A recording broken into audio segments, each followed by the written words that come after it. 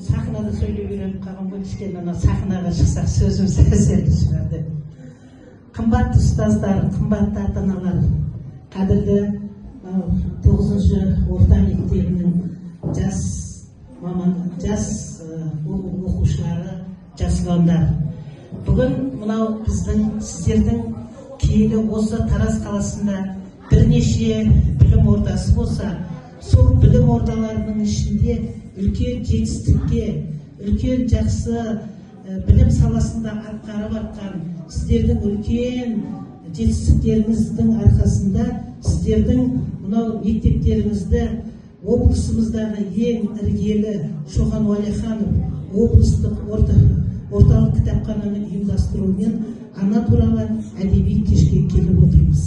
Қадірлі облыстық кітапхана меңгерушілері, мінекей сол жерде біздің 2000 жылдық тарихы бар Тараз қаласындағы ең мықты білім ордаларындағы және осы облыста ақын жазушылар, облыста құрметті еңбегі сіңірген көптеген қоғам қайраткерлерімен бұл кісілердің күн сайын өткізіп жатқан үлкен кештерін әлеуметтік желіден оқып отырамыз. Өткен аптада ғана Илья Жақанов ағамыздың 90 жылдық мерейтойын бұл кісілер өткізіп, жақсы іс-шара өткізді. Және де әр мерекелік кештерде осындай қоғамға белсенді қатысып жүрген желтоқсан оқиғасына қатысушылар, алтын алқалы, күміс алқалы аналардың барлығын шақырып, үздіксіз еңбек етіп жүреді. Сондықтан да қадірлі жас бүлдіршіндер, жас талапкерлер, бүгін сіздердің алдарыңызда осы облысымыздағы ең мықты Шоқан Уәлиханов кітапханасының қызметкерлеріне шын жүрегімнен алғыс айтқым келеді. Сол қоғам қайраткерлерімен қатар бізді де бүгінгі осы ана туралы әдеби кешке шақырып, құрмет көрсетіп отқандарыңызға көп рахмет айтқым келеді. Қадірлі түлектер, қадірлі ұстаздар, қымбатты ата-аналар, бүгін осы Тараз қаласындағы білім техникалық, кәсіби гуманитарлық колледж дейді. Мінекей осы сол колледжден 20 жылдық мерейтойы болады. Облыстағы мықты колледждердің қатарында саналатын осы колледждің оқытушыларын шақырып, сіздермен сұхбаттасуға үлкен мүмкіндік беріп отыр. Жақында ғана республикада үлкен үздік педагог 26 байқау өтті. Мінекей сол байқауға біздің колледждің оқытушысы Нұржанова Жазира барып, үлкен доданы жеңімпаз болды. Мінекей кеудесінде Ыбырай Алтынсарин төс белгісін тағып келіп, колледждің мәртебесін атқарды. Өткен аптада тағы да үлкен кәсіпкерлердің үлкен байқауы болып Астана қаласында мемлекеттік дүние жүзінен қоғам қайраткерлері, аналар жиналды. Мінекей сол аналар саммитінде біздің облыстан 12 аналар барып, соның ішінде біздің білім гуманитарлық колледждің басшысы Ертаева Жанат Әкпей барып, сол саммитке қатысты. Сол саммитте 500-ге тарта әйелдердің ішінен біздің облыстан барған 2 білесіздер, Талбесік этно-сауықтыру орталығы мен Гауһартас облыстық іскер әйелдердің басшысы Мира апайымызбен бірге осы Жанат апайларымыздың бүкіл іс тәжірибесін аэропорттан железнодорожный темір жолшылар вокзалына бүкіл жетістіктерді көрсетті. Бұл әрине бұл үлкен жетістік, біздің колледжге деген үлкен құрмет деп түсінеміз.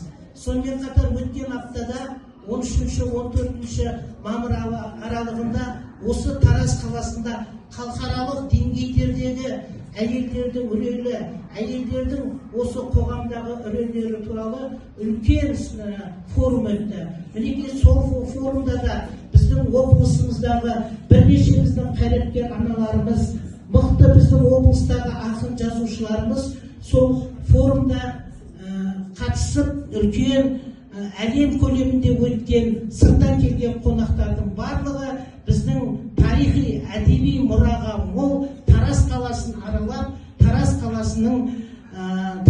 саласының қызметкерлеріне, оның ішінде осы кітапханаға деген үлкен жақсы көзқарас қалыптастырды. Сондықтан да құрметті оқушылар, ұстаздар, сіздерге осы эпиграф ретіндегі өткен аптада әйелдің қоғамдағы рөлі туралы Тараз қаласында өткен іс-шараларды бастап отырмыз. Ал енді ана туралы не айтуға болады? Ана, бәріміздің де анамыз бар. Мінекей осы ата-ананы құрметтеу, анаға деген үлкен құрметті бастау бәріміздің отбасымыздан басталады. Балаға тәлім тәрбие беру бесікте, тал бесікте, ананың құрсағына біткен кезде сол балаға деген тәлім тәрбие, біздің қазақи тәлім тәрбиеміз содан қалыптасады. Мінекей біздің қазақта ата-ананы сыйлау, үлкенге құрмет деген ізет, ол біздің қанымызға сіңген, қанымызда бар дүние. Сондықтан да қадірлі мынау 9-шы мектептің оқушылары, сіздерге ең бірінші айтар едім, ата-ананы құрметтеу арқылы сіздер біздің болашақта қоғамымызда үлкен осы мемлекетімізді қалыптастыратын, сол мемлекеттің іргетасын қалайтын, ата-анаға құрмет көрсету арқылы өздеріңіздің бойларыңыздағы инабаттылықты, парасаттылықты, білімге деген құштарлықтың барлығын анаға құрмет жасау арқылы қалыптастырасыздар. Мен сіздерге айтар едім, мен қолыма бүгін педагог тәлімі атты мынау республикалық журналды әкеліп отырмын. Осы журналда біздің білім техникалық колледждің 9 оқытушысының, 2 білім алушының үлкен эссесі жазылған. Бұл эсседе сол 12-14 ұстаз бен оқушылардың өздерінің анасына деген үлкен құрмет, анаға деген махаббаты жазылған. Мінекей сондықтан да осы республикалық журналға шыққан осы эссе байқауында бұны Аманат партиясы ұйымдастырды. Мінекей сол партияда біздің колледждің оқытушылары осындай республикалық колледжге мақалаларымыз жарияланды.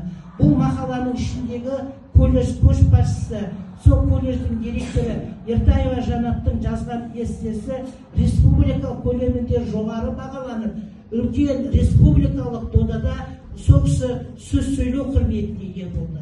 Яғни біздің әрқайсымыздың жүрегіміздегі анаға деген махаббатты, анаға деген құрметті сіздер эссе арқылы да мына қазақ тілі әдебиет пәндерінің мұғалімдеріне жазу арқылы осы мектептегі талай бағындыратын табысты формуланың жетістіктерін істеулеріңізге болады.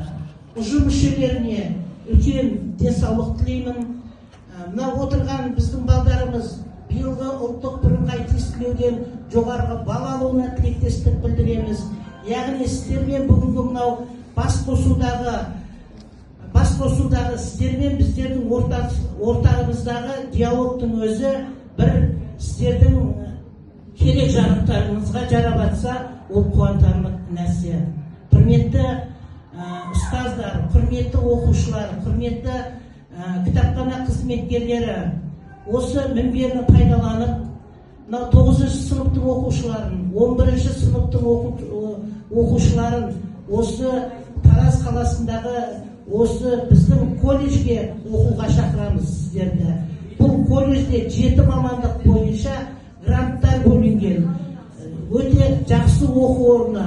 Болашақта осы біздің оқу орнымызға келіп те білімдерімізді жалғастыруға болады. Енді бір өзімнің қызмет істеген кезіндегі бір кезеңдерге тоқталып өтейін. Біз кішкентай ғана Сарысу ауданындағы өндіріс ауылында кішкентай ғана мектеп болды. Мінекей сол мектепте мен 28 жыл еңбек еттім. 28 жылымның ішіндегі 18 жылы сол мектептің көшбасшысы, мектеп директорлық қызметін атқардым.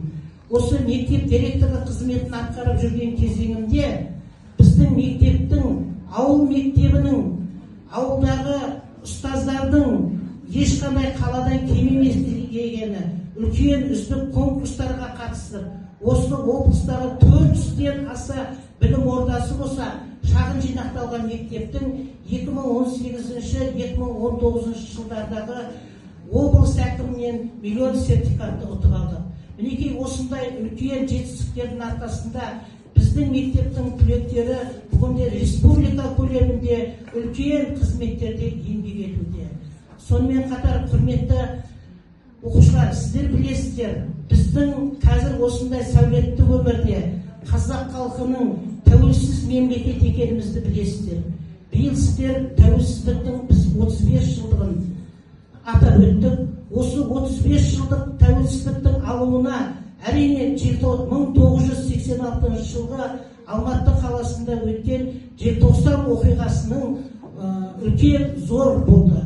Мінекей сол желтоқсан оқиғасына қатысу арқылы сол жылдары 1986 жылы Қазақтың Абай атындағы педагогикалық университетінің физика-математика факультетінде оқып, сан мыңдаған жастармен қатар сол алаңға шығу, елімізді қорғау, елімізге деген патриоттық, еңбекқорлық, отансүйгіштік қасиет біздің бала күнімізден бойымызға тарып, сол желтоқсан оқиғасының ішінде болдық. Бүгінде желтоқсан оқиғасының мәні үлкен зор.